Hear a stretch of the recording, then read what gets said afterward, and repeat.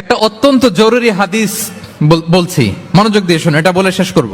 বিষ্ণু ইসা ইসলাম একবার সাহাবাদেরকে বলেন, আলা উখবিরুকুম বিআফদল মিন দারাজাতি সিয়ামি ওয়াস সালাতি ওয়াস সাদাকা। সাহাবাদেরকে বলেন, ও সাহাবারা, নামাজের চেয়েও, রোজার চেয়েও, দান খয়রাতের চেয়েও একটা বড় ইবাদত আছে, এটা কি আমি কি তোমাদের বলবো না? সাহাবারা তো অবাক, নামাজের চেয়েও বড় ইবাদত, রোজার চেয়েও বড়, দানের চেয়েও বড়। ক্বালু বালা ইয়া রাসূলুল্লাহ। সাহাবারা বললেন, অবশ্যই হে নবী, হ্যাঁ আপনি বলেন সেটা কি? বিষ্ণু ইসলাম বললেন, ইসলাহু যাতিল বাইন, বিবাদমান দুই গ্রুপকে মাঝখান দিয়ে যে মিলিয়ে দেয়া।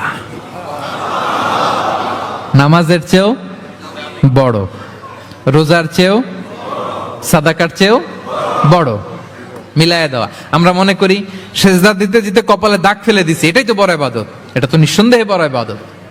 আমরা মনে করি হজ করতে করতে শেষ করে ফেলতেছি, এটাই বড় ইবাদত। জিকির করতে করতে আমরা দিনরাত এক করে ফেলতেছি, এগুলো তো নিঃসন্দেহে ইবাদত। কিন্তু দুই ভাই, বিবাদমান দুই গ্রুপের মধ্যে আপনি যদি মিলিয়ে দেন, এগুলো নফল রোজা, নফল দান, নফল সালাতের চেয়ে বেশি সওয়াবের কাজ। পড়েন সুবহানাল্লাহ।